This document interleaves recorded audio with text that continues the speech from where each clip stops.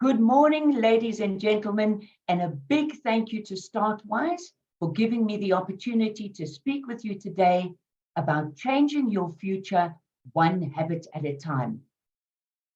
Now, my name is Beverly Warten Hood, and I've been transforming people's lives through learning for 35 years in the education industry, solving some of the biggest challenges in teaching and learning. I am a sailor, and I am also a cyclist. Now, one thing I've realized is the fitter and the healthier you become, the luckier you seem to become. Bev, you're so lucky you're fit. Lucky? The more I train, the luckier I get. Next, I get told, you're so lucky that you're disciplined. The purpose of this presentation is to remove the elements of luck, motivation, and discipline so that you've got no excuses left preventing you from taking tiny steps every day to build the life you want. My vision is to help people like you cultivate empowering habits for a happy, successful, fulfilling life, enabling you to transform your life one habit at a time. Now, a habit is a behavior that has been repeated enough times to become automatic. Your identity and your life are shaped by these tiny actions you take on a daily basis, most of them done on autopilot without you even thinking about them. Now, what if you decided that you wanted to be healthier, fitter, more successful, happier, and live a more fulfilling life? All you would need to do is change your habits and you would change your life. I know I make it sound so easy, but there are three main reasons we find creating new habits and breaking bad habits challenging. The first is we're not aware of our habits. Secondly, we focus on the wrong things. Thirdly, we try to change our habits in the wrong way. Now, Steve Covey says, we become what we repeatedly do. My aim in this session is to help you understand the fundamentals of habit formation and how you can leverage this to make changes in your life that will help you become the person you want to be. So in the chat, I just want you to let me know what sort of person would you like to become? Is it a healthier person? Is it a wealthier person? I'm going to jump out of the chat here, out of the presentation. Wow, lots of people. Great to see you guys here today. Just let me know in the chat, what sort of person would you like to become? Because I'd like to know what the issues are that you are dealing with particularly. Mariana, thank you. You want to become healthier, healthier and financially free. What else? What else would you like to achieve in your life? Some people want to become more successful, says Sagran. So we have many different reasons why we want to change our habits. Let me just jump back into the presentation there again. And there we go. Being an avid cyclist, I'm going to use a cycling example here to get the wheels rolling and help you understand the power of tiny habits to transform your life. Now, prior to 2008, the British cycling team were dismal. They had won just one medal in the Olympics, and they had never won the Tour de France in 100 years of its history. Then they hired Dave Brailsford as their performance coach in 2003. And he implemented a strategy he called the aggregation of marginal gains. All that means is they were looking for 1% margins of improvement in every single thing that they did. He said that if you broke down everything that went into riding a bike and improved each thing by just 1%, you would get a significant improvement when you put it all together. Dave and the team made 1% changes in hundreds of areas. They changed the bikes and the clothes.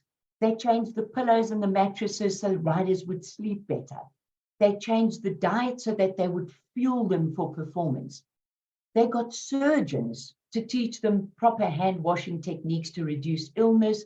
They tried different massage gels, loads of things. And as Dave says, he was relentless in his strategy, and his patience and persistence paid off.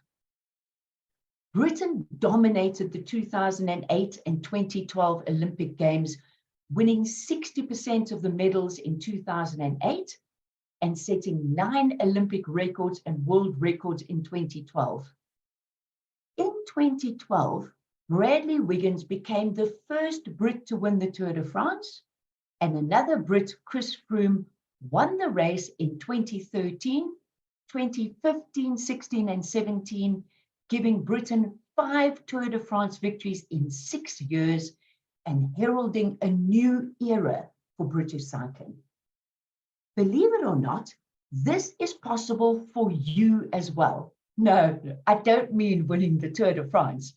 I mean making small changes to get big results.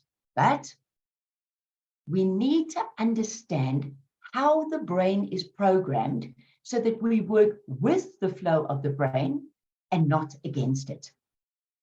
Now, because our brains are wired for instant gratification, we tend to overestimate the importance of one defining moment versus the benefit of small daily improvements over time. Now, I want you to type in the chat what you think your chances are of winning the Tour de France. No, not winning the Tour de France, winning the lottery. What do you think it is? 1 in how much chance of winning the lottery? I just want you to pop it into the chat here. What do you think your odds are? Yeah, we've got 1 in 1,000, 1 in 2, 1 in 1,000,000. Come on, let's get some more takers here. Thanks, Michaela, the 1 in 1,000,000 there. 1 in 10, says Sagren. Okay, now I want you to type in the chat what you think your odds are of becoming a millionaire through hard work and good financial management. What do you think your odds are of that? Hey, thanks, Exola, 1 in 1,000,000 there. Sagren says 1 in 1 chance. Sagren, I think that's 100% chance of becoming a millionaire. I like you, my friend. You're an optimist. Anyone else? What do you think your chances are of becoming a millionaire through hard work? 1 in 1 is 100% chance, like you absolutely guaranteed, which I doubt. 1 in 20, 100%. Okay, let's just go back to the presentation and let's reveal all. All right, so your chances of winning the lottery are, drum roll, 1 in 302 million chance. None of you came close to that. It is so unlikely. You are more likely to get hit by a meteor. The chances of getting hit by a meteor are 1 in 700,000. Now, what are the chances of becoming a millionaire through hard work? 1 in 1, 100% chance. It's not everyone's going to become a millionaire. It is 1 in 50. Let that sink in. Despite the incredible odds against winning the lottery, people still buy lottery tickets. And despite the incredible odds for becoming a millionaire through hard work, we still neglect to build our own business. When we start a business, a diet or an exercise routine, this is what we think will happen. We expect to see immediate results. But in reality, the potential is very, very, very slow in building up. Initially, without any evidence. I mean, you do sit-ups every day for a month, but you're still not going to have washboard abs. You save money for a year, but you still can't buy a car. This is why The gap between what we expect and what actually happens is called the valley of disappointment. And this is when most people quit. Had they only persisted a little bit longer, they would have seen this, and they would have seen the latent potential explode into reality. As you repeat your habits day in and day out, the benefits compound. And after a period of time, your results are going to rocket. Even if you just got 1% better every day, you would be 37.78% better after just a year. This is a significant difference. But when do we expect to see results? Yesterday. Remember the British cycling team? They hired Dave Brailsford in 2003. When did the British cycling team start to dominate? In 2008, 5 years later. You see, success is reserved for those who persist. Just because improvements aren't immediately visible doesn't mean they're not happening. The result of changing their habits didn't happen overnight, but they persisted because they were not focused on the goal of winning the Tour de France. They were focused on the goal of becoming better cyclists. The problem is that most people are trying to change their habits in the wrong way. We need to understand that there are 3 levels at which change can occur. Firstly is on the outcomes or goals level. For example, losing weight or running the comrades. This is the realm of New Year's resolutions because people focus on what they want to get. The second is process, and the focus here is on systems and routines. Process is about what you do to achieve your goals and includes things like a new diet, a new gym routine, or study habits. The third is identity, and the focus here is on your beliefs, who you are. Now, very few people focus on this when in reality, the most effective way to change your habits is to turn the model on its head and focus on who you want to become. Make sure that you've got good systems in place to get there, and your outcomes will be achieved through this process. Now, who is the type of person who could write a book? It's probably somebody who is consistent and reliable. Now your focus shifts from writing a book, which is outcomes-based, to being the type of person who is consistent and reliable, identity-based. So to achieve the goal of, if we look at identity change, it is far more sustainable. To achieve the goal of running a marathon, you want to become the type of person that runs every day. To achieve the goal of becoming a musician, you want to become the type of person that plays every day.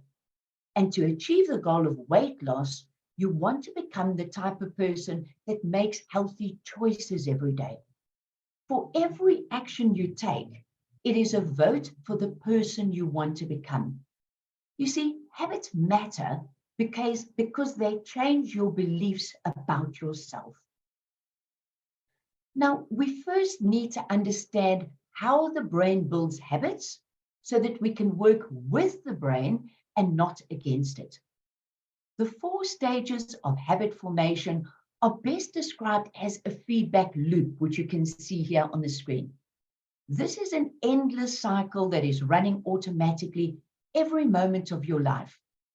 We continually analyze our environment for cues that hint at potential rewards. And we develop a craving, which is the motivational force behind every habit. Without craving a change, we have no reason to act. You crave the feeling you are going to get from the reward of eating the chocolate, the delicious creamy taste, the sugar rush. The response is the actual habit that you perform. Whether you respond or not depends on how motivated you feel and how difficult it is to take action. And finally, the response delivers a reward and satisfies your craving. Anyone feeling for chocolate yet? Let me use another example. Now, I'm sure you've all heard of Pavlov's dog. The food is you and the dog salivates. Now, when you ring a bell and there's no food, the dog does not salivate. If you then ring the bell when there is food, after a while, all you need to do is ring the bell and the dog will salivate. Thank goodness, aren't animals so silly? Yeah, well, let's think about this in our own lives. You hear the kettle boiling. Who's already salivating for that cup of coffee? You're so programmed to salivate for that cup of coffee without seeing the kettle or the coffee, just like Pavlov's dog.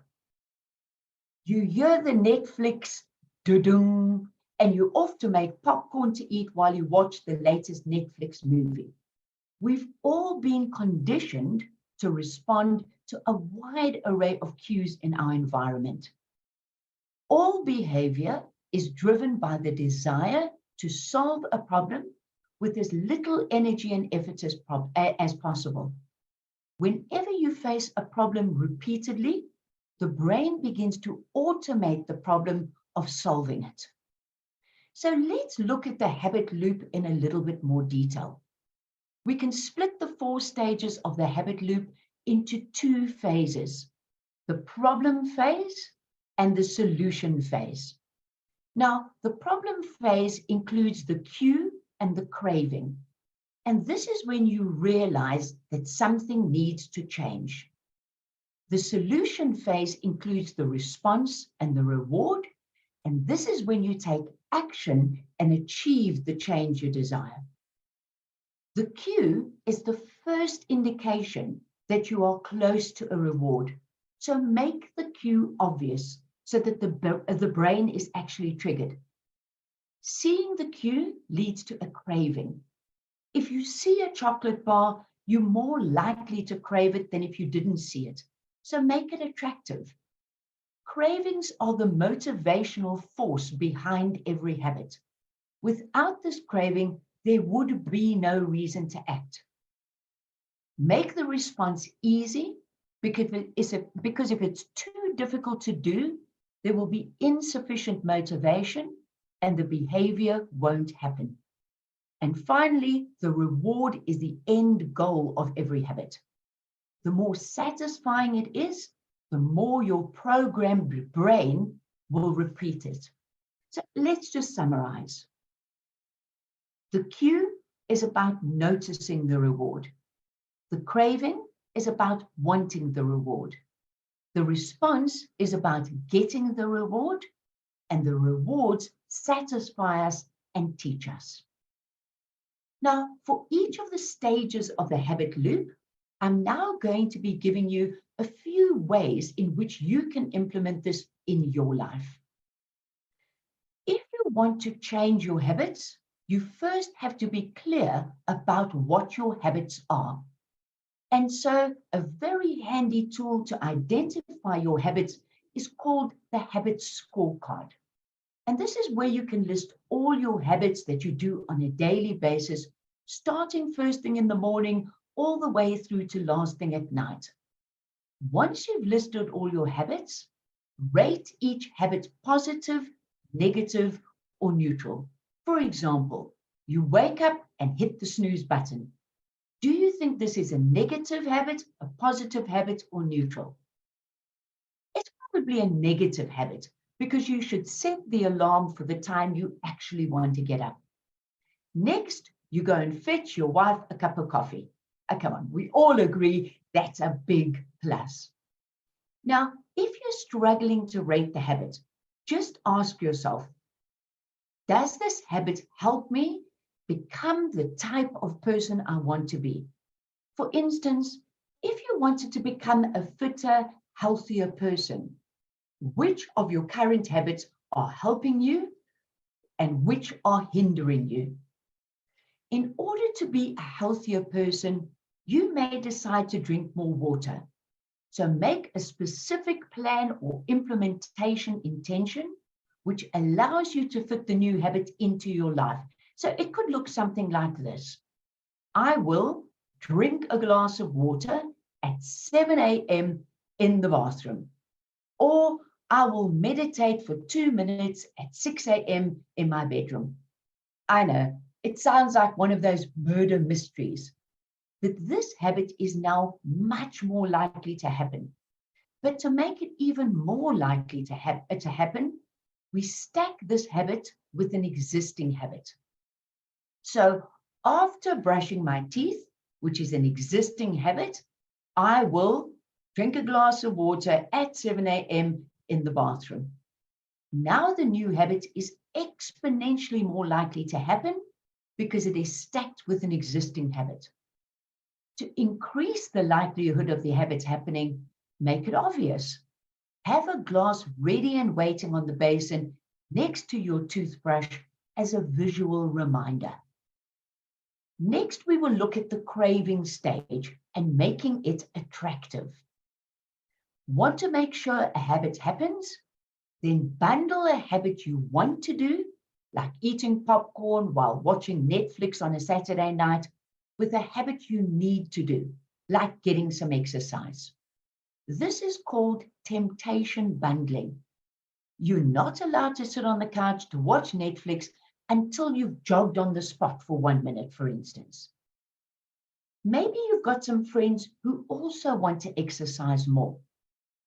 You can all chat about your latest Netflix movies you've watched. So make an intention implementation to go and walk with them every Saturday morning or join a park walk group. You are more likely to become a healthy person if you hang out with other people where your desired behavior is their normal behavior. You can then go and reward yourself with popcorn and that movie. I know what you're thinking. How on earth am I going to motivate myself to walk every morning? You need to create a motivation ritual by doing something you enjoy immediately before doing a difficult habit, so that you associate this habit with something you enjoy. So it could look something like this. On Saturday morning, after I've had my morning cup of coffee, I'm going to put on my headphones and listen to my favorite song and head out to meet my friends for a walk around the park so that I can talk about the latest Netflix movies we've watched. Now, it's going to be even easier if your friends are your accountability partners, so that it is a win-win situation for all of you. We are all most influenced by the habits of our friends, so having them on board will make a massive difference. Let's look at the response stage and how we can make it easy. Every action requires a certain amount of energy. The more energy required, the less likely it is to occur. To ensure a habit happens consistently, you need to reduce the amount of friction that may prevent it happening. So having your glass of water next to your toothbrush made it easy to drink the water after brushing your teeth. Having your headphones next to your coffee made it easier to start the next habit loop. If you want to be a healthier person, having a shopping list aligned with your meal plan will keep you on track. This means you will only have healthy things in the house, which means you don't need motivation or discipline to stick to your diet. Now, focus on what matters most. These tipping point habits and behaviors that make a big difference. These are called high impact behaviors. Also focus on behaviors that are easy to do. These are called the golden behaviors and will deliver results sooner and motivate you to continue. When you start a new habit, it should take less than 2 minutes to do. This makes it very easy to start and continue. We mentioned earlier that if your objective was to become fitter, healthier person, rather than having the goal of losing weight, one of the things you may want to do is drink more water. So your 2-minute rule would be drink a glass of water each morning. Remember, we spoke a little bit earlier about stacking this habit with brushing your teeth, which is an existing habit because it makes it much more likely to happen. Another way is automating your habits. This is a very good way to lock in future behavior with one-time action. So if you want to lose weight, get smaller plates. If you want to save money, have it automatically put into a savings account on the day you get paid. If you want to save money, cancel your DSTV and put that money into a savings account every month. I know, I can feel people glaring at me saying, you want me to do what? Now, one of my favorite YouTube sailing channels is Sailing Uma. And their tagline is, don't buy a couch, because your couch is the thief of your dreams. I know, the irony is not lost on me that I sit on my couch to watch them sailing around the world. However, sitting on the couch, watching them live my dream is not the only thing I'm doing. Instead of just dreaming about sailing around the world, I'm sailing around the Walten. I know it's not exactly as exotic, but this is helping me to become a better sailor for when I go out and sail around the world. Stop waiting for the ideal outcome.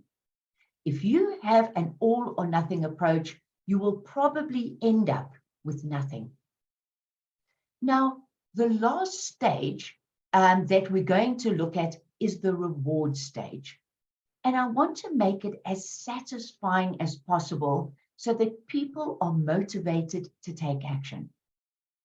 Now, before Wrigley's came along, chewing gum was really not that popular.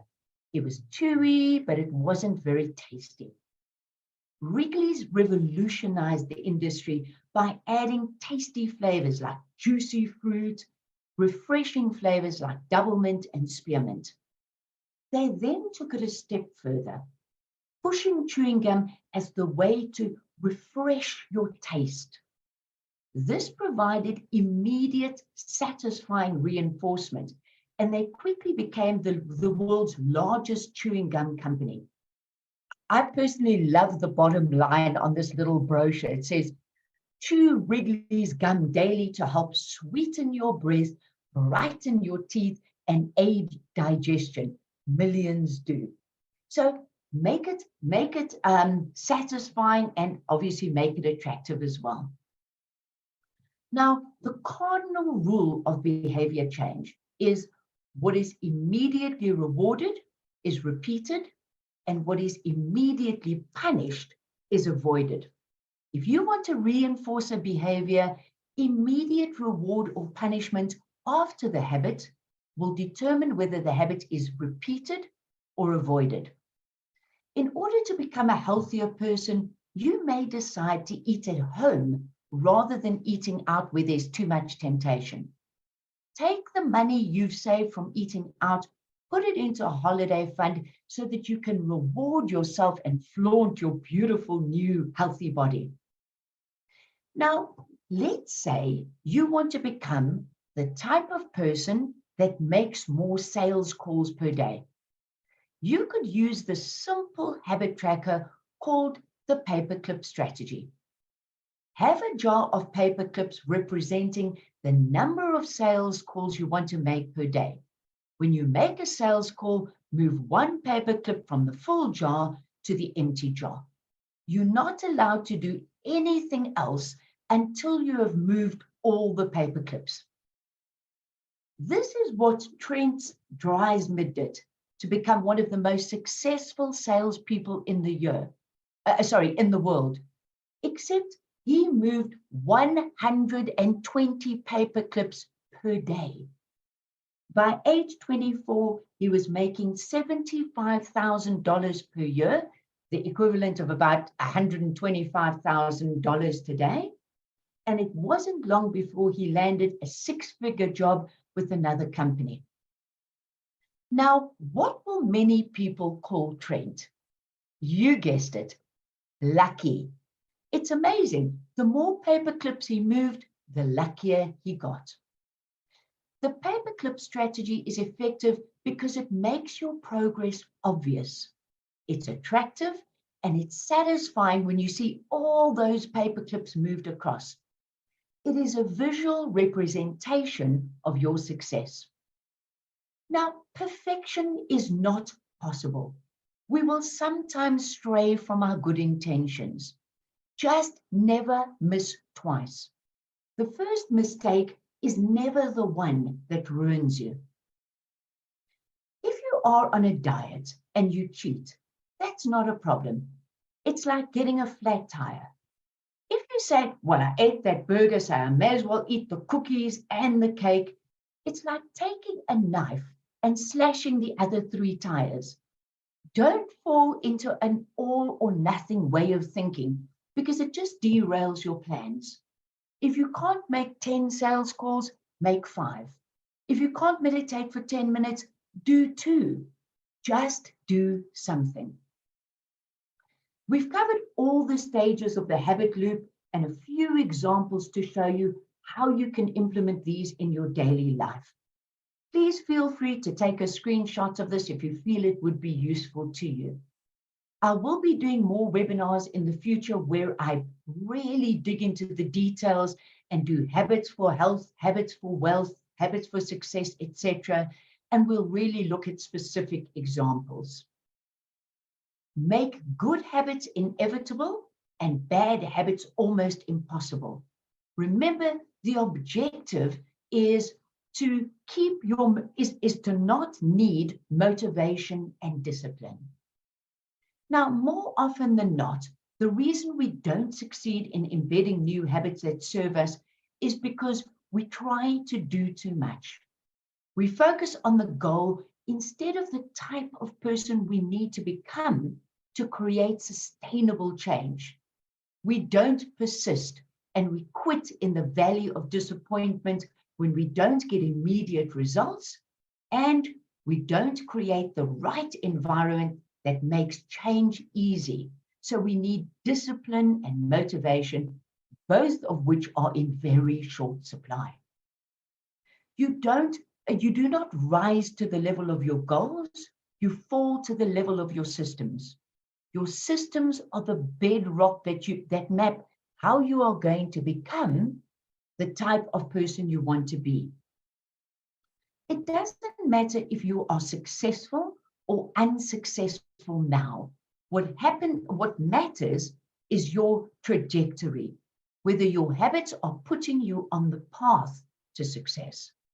If you are already a millionaire, but you spend more than you earn, you are on a bad trajectory. It's a difficult word, trajectory. If you are broke, but you save a bit each month, you are on a trajectory to financial freedom. Your outcomes are a lagging measure of your habits. You get what you repeat.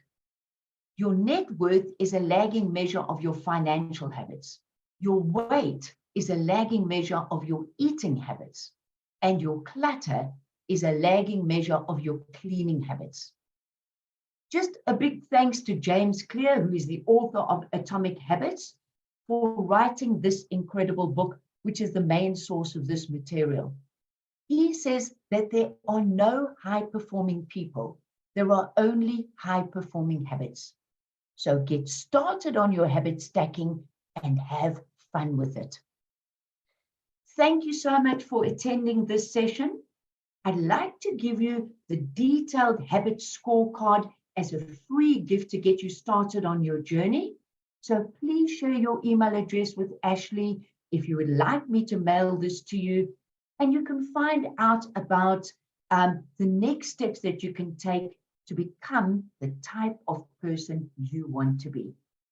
Thank you.